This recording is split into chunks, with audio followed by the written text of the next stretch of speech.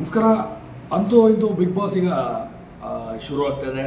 ಈಗ ಬಿಗ್ ಬಾಸ್ನಲ್ಲಿ ಎಲ್ಲರೂ ಕೂಡ ಈ ಸೀಸನ್ನು ಇದೇ ತಿಂಗಳು 24ಕ್ಕೆ ಅಂತ ಡೇಟ್ ಕೂಡ ಡಿಕ್ಲೇರ್ ಮಾಡಿದ್ದಾರೆ ಅಂತ ಹೇಳಲಾಗುತ್ತೆ.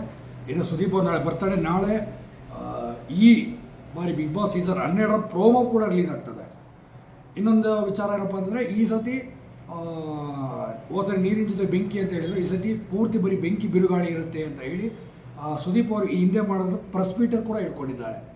ಅಂದರೆ ಈ ಸತಿ ಭಾಳ ದೊಡ್ಡ ಮಟ್ಟಿಗೆ ನಡೆಯುತ್ತೆ ಬಿಗ್ ಬಾಸು.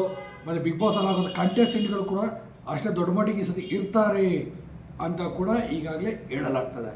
ಯಾರ್ಯಾರು ಬರ್ಬೋದು, ಯಾರ್ಯಾರು ಹೋಗ್ಬೋದು, ಎಲ್ರಿಗೂ ಒಂದು ಕುತೂಹಲ ಇದೆ ಈ ಸತಿ ಕಂಟೆಸ್ಟೆಂಟ್ ಎಂತೆಂಥವ್ರು ಹಾಕ್ಬೋದು ಅಂತ.